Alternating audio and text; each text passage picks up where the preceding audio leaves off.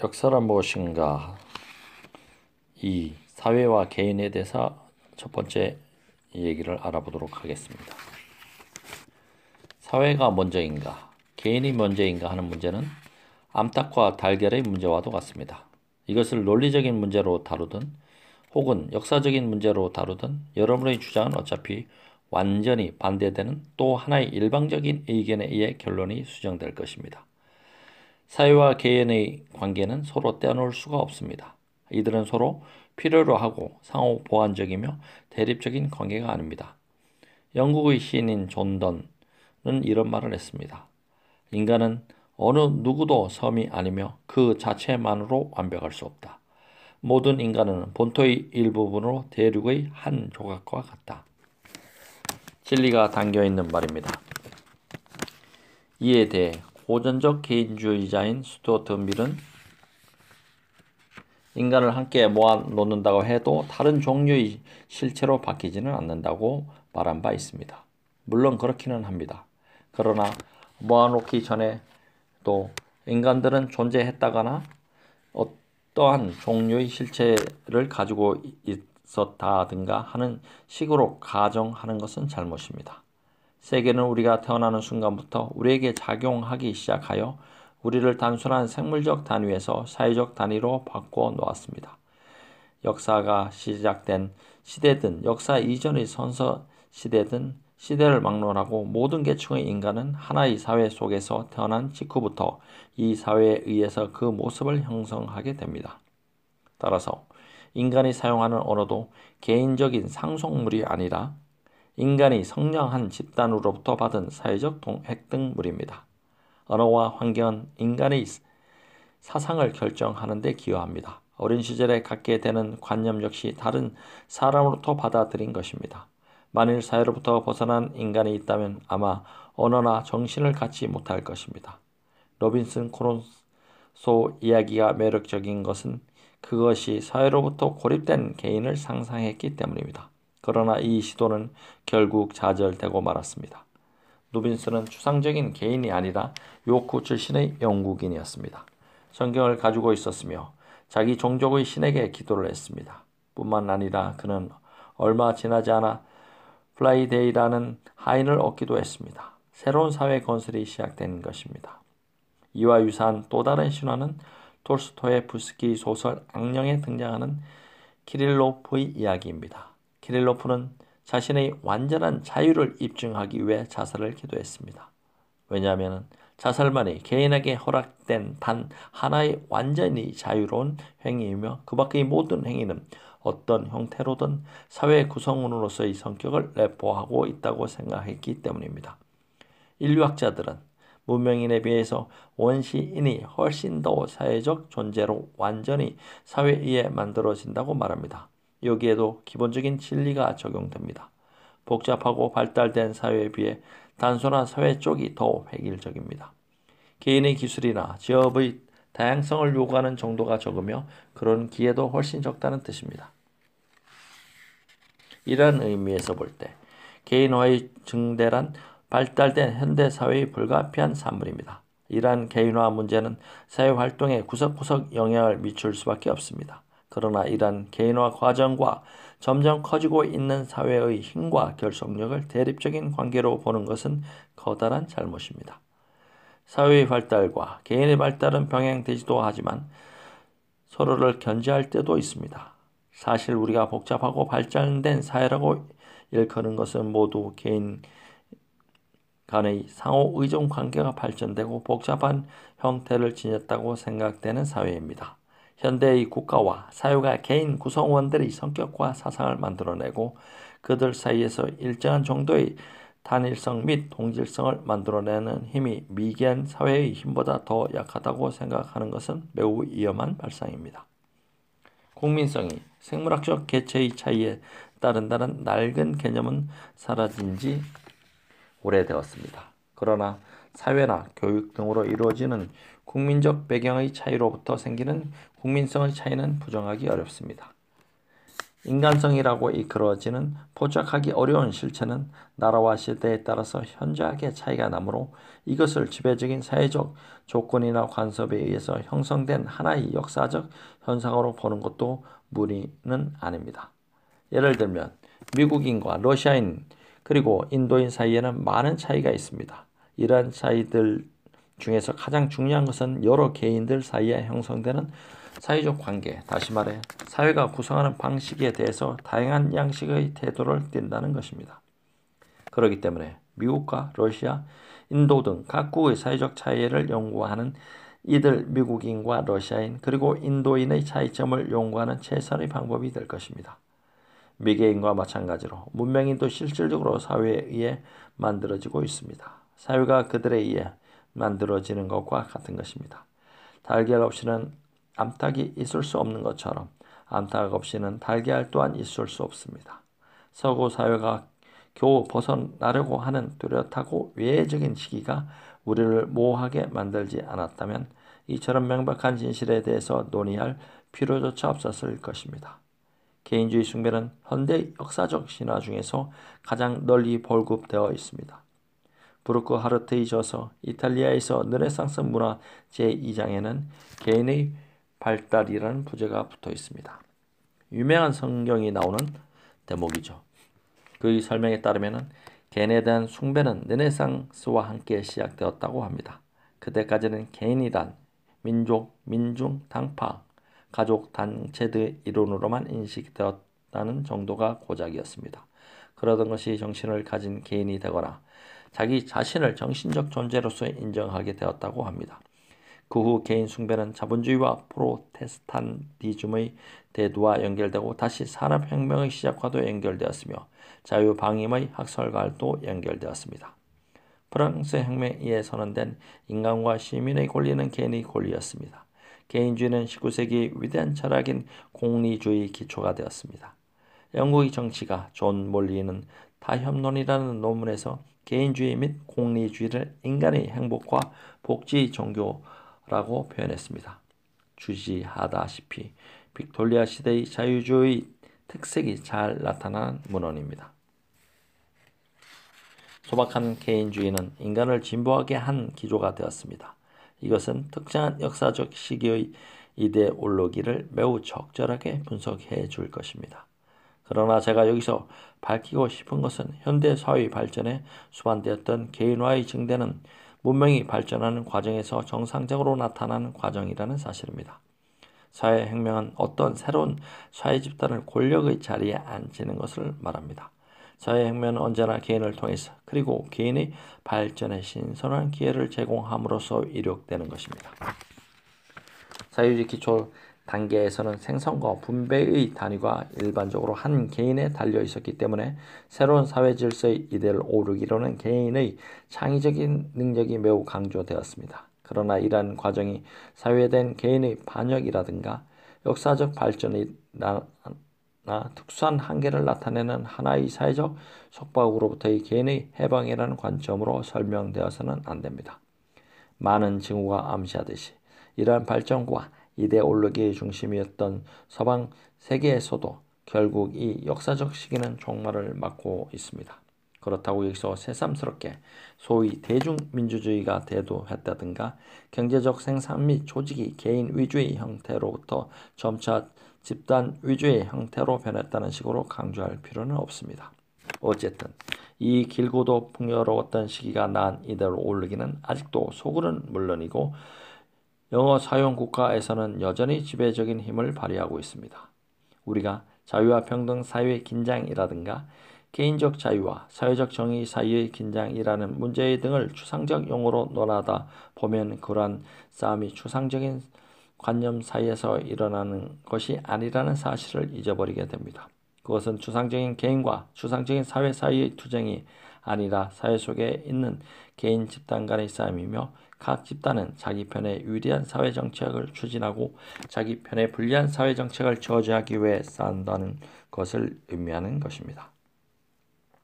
오늘날의 개인주의는 더 이상 거대한 사회운동이 아니라 개인과 사회의 호구적 대립이라는 의미에서 그 이해 집단의 슬로건으로 변했습니다. 뿐만 아니라 그것은 그것이 지니는 불투명한 성격 때문에 세계의 움직임을 이해하는 데 하나의 장애물이 되고 말았습니다. 물론 개인을 수단으로 보고 사회나 국가를 목적으로 보는 전도된 사고방식에 대한 항의로서의 개인 숭배에 대해서는 저도 할 말이 없습니다. 그러나 사회 밖에서 존립하는 추상적인 개인이라는 관념을 사용하려 한다면 우리는 과거나 현재에 대해 어느 것도 참되게 이해할 수 없습니다. 자, 이제 제가 말하고자 했던 주제와 좀 멀어졌던 이야기가 가까스로 제자리에 돌아온 듯 싶습니다. 역사에 대한 상식적인 시각에서 본다면 역사는 개인이 쓴 개인들에 관한 기록입니다. 사실 이러한 견해는 19세기의 자유주의 역사가들 의해서도 받아들여져 장려된 것이므로 본질적으로 틀린 것이라고 할 수는 없습니다. 그러나 이것은 지나치게 단순화한 데다 적합한 견해라고 할 수 없으므로 좀 더 자세하게 검토할 필요가 있습니다. 역사가의 지식이란 그 혼자만의 소유물이 아닙니다. 아마도 수많은 세대에 걸쳐 여러 나라 사람들이 그러한 지식을 축적하는 데 참여해 왔을 것입니다. 또한 역사가의 연구 대상이 되는 사람들도 진공 속에서 행동하는 고립된 개인이 아니었습니다. 그들은 과거 사회의 관계 속에서 또 그러한 충동 아래서 행동했습니다. 기일정에서 저는 역사란 현재의 역사가와 과거의 사실 사이에서 이루어지는 상호작용의 과정이자 대화라고 말한 바 있습니다. 이번에는 이 방정식의 양쪽에 있는 개인적인 요소와 사회적인 요소의 비중을 검토하려 합니다.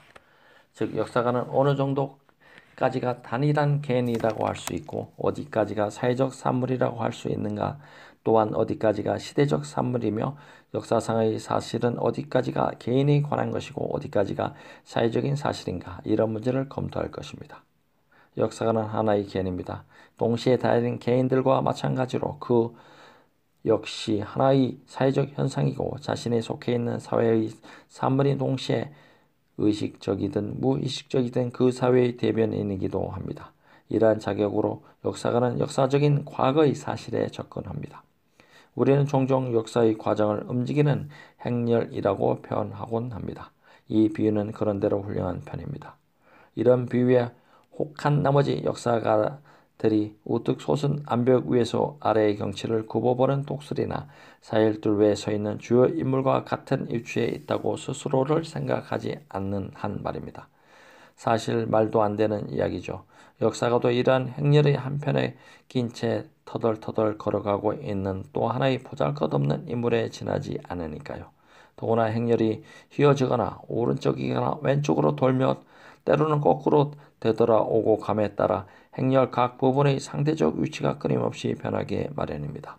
따라서 1세기 전 우리 선조들보다는 지금 우리가 중세와 유사하다거나 혹은 가이사르의 시대가 단테 시대보다 우리와 유사하다든지 하는 식의 이야기는 매우 긍정적인 의미를 가질 수도 있습니다. 역사가들도 함께하는 이 행렬은 움직여 나감에 따라서 새로운 전망과 새로운 시각이 끊임없이 나타나게 됩니다. 이처럼 역사가란 역사의 일부분입니다. 즉 그가 참여하고 있는 행렬의 지점이 과거에 대한 그의 시각을 결정한다는 것입니다. 이러한 정의는 역사가가 다루는 시대가 자신이 살고 있는 시대로부터 멀리 떨어져 있다고 해서 그 진실성이 감소되는 것은 아닙니다. 제가 고대사를 연구하던 당시, 오늘날도 마찬가지겠습니다만 고대사의 고전으로는 그리스사의 대표적 권위자인 조지 그로트의 그리스사와 몸젠의 로마사가 있었습니다. 1840년대 저술 활동을 했던 교화된 급진적 은행가였던 그로트는 진보적 정치의식을 가진 영국 신흥 중상계급의 열망을 아테네 민주주의의 이성화된 모습 속에 구현했습니다. 이런 이성화를 통해 페리클레스는 팬덤주의적인 개혁가로 그려졌고 일생치 않게 아테네가 하나의 제국의 지위로 상승하여 서술되었습니다. 그러면서 그로트는 아테네의 노예제도 문제는 간과했는데 이것은 그가 일원으로 있던 새로운 영국의 공장 노동자 집단이라고 하는 계급 문제를 도외시했다는 증거로 볼 수도 있을 것입니다. 이를 말도 안 되는 엉뚱한 소리라고 일축해서는 안 되겠지요. 독일의 자유주의자였던 몸제는 1848년에서 1849년까지 일어났던 독일 혁명의 실패로 충격과 환멸을 느꼈던 사람이었습니다. 그는 현실 정치라는 명칭이나 개념이 생겨난 시기이기도 한 1850년대에 저자 활동을 했습니다. 당시 그는 정치적 열망을 실현시키지 못한 독일 국민들에게 남겨진 혼란을 일시에 제거할 수 있는 강력한 인물이 필요하다는 생각에 사로잡혀 있었습니다. 그래서 몸제는 가이사르를 적합한 인물로 떠올려내고 그를 이상화했습니다. 독일을 폐허로부터 구해줄 강력한 인물에 대한 동경의 소산이라 할 수도 있겠지요. 법률가이자 정치가였던 키켈로가 무능하기 짝이 없는 개변가이자 교활하고 결단력 없는 인간으로 그려진 것은 그가 마치 1848년 프랑크푸르트의 바울 교회에서 있었던 헌법 회의장에서 곧장 걸어 나온 것처럼 보였기 때문입니다. 우리는 이런 점을 알아야 몸제의 서술한 역사의 진가를 이해할 수 있습니다. 만일 누군가가 그로토의 그리스사가 기원전 5세기 아테네 민주주의에 대해 논하고 있을 뿐만 아니라 1840년대 영국의 급진적인 철학에 관해서도 말해준다고 해도 터무니없는 소리라고 하지 않겠습니다. 또한 독일의 자유주의자들에게 1848년의 혁명이 어떤 의미를 갖는지 이해하려는 사람은 몸제의 노마사를 기본 도서로 추가해야 한다고 말해도 저는 쓸데없는 소리라고 일축하지 않겠습니다. 그리고 이런 것들 때문에 이 책이 위대한 역사서로서의 지위가 손상되는 것은 아닙니다. 베리 짐 강연에서 이런 말을 했습니다. 몸제의 위대함은 그가 쓴 노마사에 있다기보다는 그가 이 책을 쓰기 위해 수집한 비문과 로마 헌법을 연구한 업적에 있다고 말입니다. 그의 이러한 주장은 몸제에 대한 평가의 정설로 굳어졌습니다만 저로서는 도저히 동의할 수 없습니다. 이것은 역사를 편집의 수준으로 그 격을 떨어뜨리는 주장이기 때문입니다. 과거에 대한 역사가의 시각이 현재의 문제에 대한 통찰을 통해 조명될 때야 비로소 위대한 역사가 쓰여지는 것입니다. 몸제는 공화정 몰랑 이후의 시대까지 로마사의 집필을 계속하지는 못했습니다. 이 점에 대해 사람들은 종종 놀라워했습니다. 그에게 기회가 없었던 것도 아니고 시간이 없어진 것도 아닐 뿐만 아니라 지식이 없었던 것도 아니니까요. 그러나 그가 역사 소설을 하고 있던 당시 독일에는 강력한 인물이 출연하지 않았습니다. 따라서 그가 활동하던 시기에 강력한 지도력을 갖춘 인물이 나타나 정권을 장악하면 어떤 사태가 벌어질 것인가 하는 문제는 현실적이 되지 못했습니다. 다시 말해 몸제를 자극시켜 노마라란 무대로 거슬러 올라가서 이 문제를 제기하게끔 할 만한 것이 전혀 없었던 것입니다. 그래서 로마 제국의 역사는 완성되지 못한 채 종지부를 찍게 되었던 것입니다. 이러한 예는 현대 역사가들 가운데서도 얼마든지 찾을 수 있습니다. 지난 강연에서 저는 트리빌리언 박사가 쓴 앤 여왕 시대의 영국이야말로 그가 자라난 휘거적 전통의 기념비적 명제라는 찬사를 보낸 적이 있습니다. 그러면 이번에는 대부분의 사람들이 제1차 세계대전 이후 영국 학계에 등장한 역사가들 중에서 최고의 역사가로 인정하는 루이스 네이미어 경의 중요한 업적을 짚어보기로 합시다. 네이미어는 75%나 되는 자유주의 성향을 지닌 영국의 전형적인 보수주의자가 아니라 지난 100년 동안 영국 역사가 중에 그 유래를 찾아볼 수 없는 철저한 정통 보수주의자였습니다. 영국 역사가 입장에서 본다면 19세기 중엽부터 1914년에 이르는 역사적 변화를 매우 좋은 방향으로의 변화라고 할 수 있는 시기였습니다. 그러나 1920년대에 들어서면서 우리는 변화가 미래에 대한 공포와 결합된 시기, 변화가 더욱 나쁜 방향으로 나아가는 것으로 예상하게 된 시기, 즉 보수주의적 사고가 부활한 시기로 들어서게 되었습니다. 액턴의 자유주의처럼 네이미어의 보수주의는 그 강력함과 깊이가 대륙적 배경이란 뿌리에서 나왔습니다. 또 영국의 역사가이자 정치가였던 허버트 피셔나 토인비어와 달리 네이미어 19세기 자유주의 사상의 뿌리를 받고 있었던 것이 아니므로 이에 대한 향수나 미련으로 고민하지는 않았습니다. 제1차 세계대전 후 유산된 평화가 자유주의 파산으로 나타난 이후 이에 대한 반당으로 두 가지 형태, 즉 사회주의와 보수주의로 나타났습니다. 이때 네이미어가 보수주의 역사가로 등장했던 것입니다. 그는 두 개의 연구 분야를 택해서 정진했는데 이는 중요한 의미를 갖습니다. 그는 영국 사회 질서 정연하면서도 대체로 정적인 사회 속에서 지배계층이 지배와 권력을 합리적으로 유지해 나갔던 마지막 시기로 거슬러 올라갔습니다. 어떤 이들은 이러한 네이미어를 두고 역사로부터 정신을 제거해 버렸다고 공격했습니다. 이런 비평은 그리 적절한 표현이라고 할 수는 없지만 이 비평가가 지적하려 했던 요점이 무엇인지 알 수는 있으리라고 생각합니다. 조지 3세의 즉 당시만 해도 정치가 아직은 사상의 열광이라든지 진보를 향한 열광적 신념에 물들지 않았습니다. 이런 풍조가 세상을 휩든 것은 프랑스 혁명 때부터인데 이때부터 자유주의가 지배적인 시대가 열리게 된 것입니다. 어떤 사상도 어떤 혁명도 어떤 자유주의도 아직은 나타나지 않았던 시대에 네이미어는 이런 모든 위험으로부터 안전했던 시대의 빛나는 초상을 우리들에게 보여줄 수 있는 길을 선택했던 것입니다. 물론 끝까지 안전했던 것은 아닙니다만. 그러나 네이미어가 선택했던 두 번째 주제도 이건 못지않게 중요한 것이었습니다. 네이미어는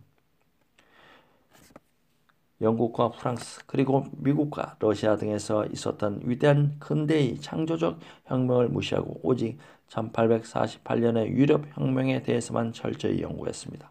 그는 근대의 혁명들 관해서는 거의 손을 대지 않았습니다. 즉 실패하는 혁명을 통해 전 유럽에서의 자유주의를 열망하던 희망과 좌절, 무력에 직면했던 사상의 공허함, 군대에 맞서게 된 민주주의자들의 공허함을 보여주었습니다. 네이미어는 이 굴욕적인 실패를 두고 인텔리의 혁명이라고 부르면서 정치라는 심각한 분야에 사상이 침입한다는 것은 무익하고 위험한 일에 지나지 않는다는 교훈을 거듭 강조했습니다. 네이미어에 대한 이상과 같은 결론은 단순한 추측에서 나온 것이 아닙니다. 네이미어는 철학에 관해 체계적으로 글을 쓰지는 않았지만 2, 3년 전에 발표한 논문에서 여전히 명철하면서도 신랄한 어조로 자신의 견해를 밝혔습니다. 즉 정치적인 학설이나 교리를 통해서 자신의 자유로운 활동을 방해받지 않을수록 인간이 사고하는 데는 유리하다고 말입니다. 그리고 역사로부터 정신을 제거해 버렸다는 자신에 대한 비난을 언급한 후에도 그는 이를 부인하지 않고 계속 이렇게 말했습니다. 정치 철학들 중에 현재 영국에서 전반적인 정치 논의가 지리한 소강 상태이며 존재하지 않는다고 불평하는 이들이 있다. 또한 구체적인 문제를 위한 실제적 해결이 추구되고 있을 뿐 두 정당은 모두 이를 부응시킬 계획이나 이상을 잊고 있다고 탄식하는 이들도 있다. 그러나 내가 보기에는 이러한 상황은 우리 국민들이 나날이 성숙해 왔다는 것을 보여주는 예라고 생각한다. 나로서는 이런 상황이 정치 철학의 영향을 받아 흐트러지지 않고 영원히 지속되기를 바랄 뿐이다. 저로서는 이 견해에 대해서 왈가왈부하고 싶은 마음은 없습니다. 이에 대해서는 훗날 밝히기로 하고 일단은 유보하겠습니다. 지금 제 목적은 두 가지 중요한 진실을 밝히는 데 있을 뿐입니다. 첫째는 역사가 문제에 적극하는 입장을 파악하지 않고는 그의 연구를 충분히 이해하거나 평가할 수 없다는 것입니다. 둘째는 그 입장 자체가 사회적 배경이나 역사적 배경에 불입하고 있다는 것입니다. 일찍이 마르크스가 말했던 것처럼 교육자 자신이 먼저 교육을 받아야만 한다는 사실을 잊지 마십시오. 즉 유행어로 말하자면 세뇌자의 네 자체가 먼저 세뇌되어야만 한다는 것입니다. 역사가도 역사를 쓰기 시작하기 전에 이미 역사의 산물이니까요.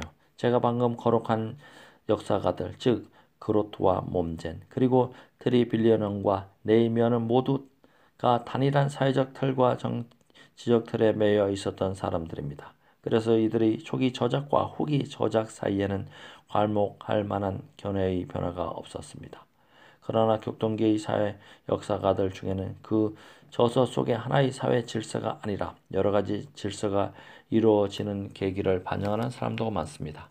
제가 아는 한도 내에서 가장 좋은 예를 들자면 20세기 철학의 사학계를 대표하는 대역사가인 마이네케를 꼽을 수 있습니다.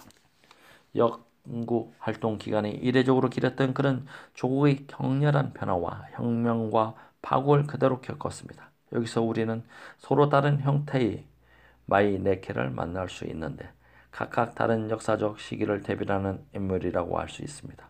우리는 이 각각의 시기를 그의 3대 저서를 통해 만날 수 있습니다. 1907년에 출간된 세계 시민주의와 민족 국가에서 마이네케는 비스마르크 시기의 독일 제국을 독일 민족의 민족적 이상의 실현이라고 확신한 나머지 민족주의를 세계주의의 최고 형태로 보았습니다. 이탈리아의 정치 사상가였던 주세페 마치니 이후의 수많은 19세기 사상가들처럼 말입니다. 이것은 비스마르크 시대에 이어지는 비네름 시대의 산물이었습니다. 그러다가 1925년에 출간하는 국가적 이상의 개념에서 마이네케는 바이마르 공화국의 분열되고 혼란스러운 상황을 숨김없이 대변했습니다. 즉 정치 세계란 국가적 이성과 정치 외적 요소인 윤리사에서 해결되지 않는 투쟁의 무대가 되기는 하지만 국가의 생명과 안전을 무시해서는 안 된다고 경고했던 것입니다. 마지막으로 나치의 영향으로 학문의 영역에서 물러나 있던 시기인 1936년에 출간한 역사주의 성립에서 마이네케는 존재하는 것은 무엇이든지 정당하다고 인정하는 듯한 역사주의를 배척하면서 역사적인 상대성과 초합리적인 절대자 사이를 불안하게 배회하며 절망하고 있습니다. 그 후 마침내 고령이 된 마이네케는 조국이 1918년보다 더욱 처참하게 군사적인 패배로 무너지는 것을 목격합니다. 이어서 1946년에 출간된 독일의 파국에서는 역사란 맹목적인 것이고 냉혹한 우연에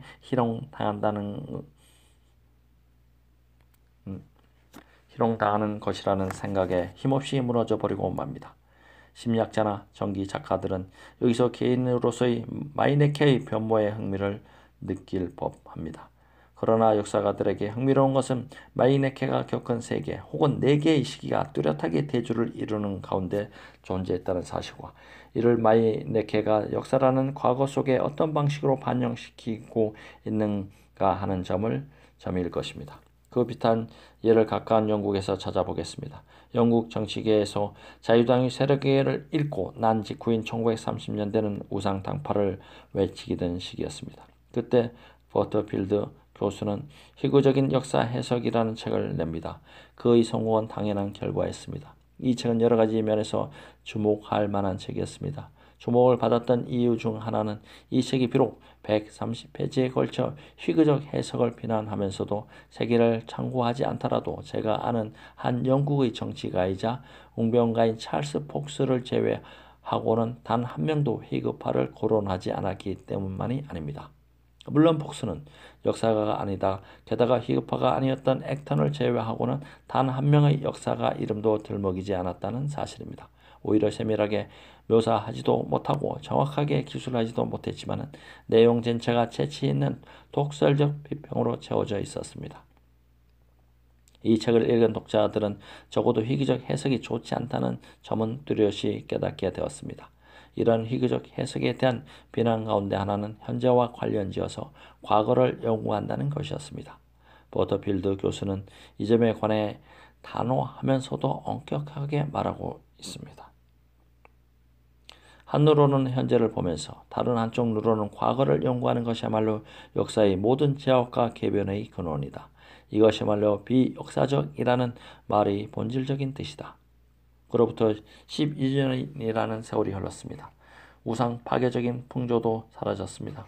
버터필드 교수의 조국은 말하자면 한쪽 눈으로 현재를 보면서 끊임없이 과거를 들춰내는 위대한 지도자 아래서 희귀적 전통 속에 구현된 입헌적 자유를 수호하기 위한 전쟁으로 뛰어들었습니다.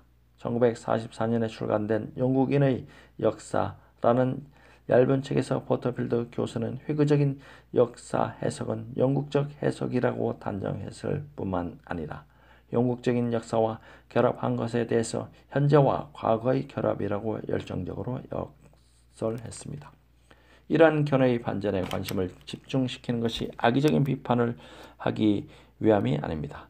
첫 번째의 버터필드를 두 번째의 버터필드로 반박한다든가 술 취한 버터필드를 멀쩡한 버터필드와 대결시킨다든가 하는 것은 제 본심은 아니라는 것입니다. 만일 어떤 사람이 제가 전쟁 전과 전쟁 중 그리고 전쟁 후에 쓴 저서들을 조금이라도 정독했더라면 이에 못지않은 모순과 자가당착을 찾아내 저를 책망하리라는 것을 저는 충분히 알고 있습니다. 아마 제가 다른 사람들의 저서에서 찾아냈던 것과 다 같은 것들이겠지요. 사실 과거 50년간 천지가 뒤바뀔 만한 사건을 겪어왔으면서도 자신의 견해에는 별다른 변화가 없었다고 진실로 주장하는 역사가가 있다 해도 저는 그 사람을 부러워해야 할지 확신이 서지 않습니다. 저는 다만 역사가와 연구가 자신이 연구하고 있는 사회를 얼마나 정확히 반영해낼 것인지 보여드리고 싶을 뿐입니다. 시간적, 사회적 흐름 속에 있는 것은 비단 사건만이 아닙니다. 역사가 자신도 그 흐름 속에 있습니다. 여러분이 역사책을 집어들 때 표지에 인쇄된 저자의 이름을 찾아보는 것만으로 충분치 않습니다. 출간 일자와 집필 시기를 아울러 눈여겨봐야 합니다. 경우에 따라서 이런 것이 더 도움될 때도 있습니다. 똑같은 강물 속에 두 번 들어갈 수 없다는 어느 철학자의 말이 옳은 것이라면 한 역사가가 똑같은 책을 두 번 쓸 수 없다는 말도 같은 맥락에서 진실이 아닐까요? 여기서 마치겠습니다. 감사합니다.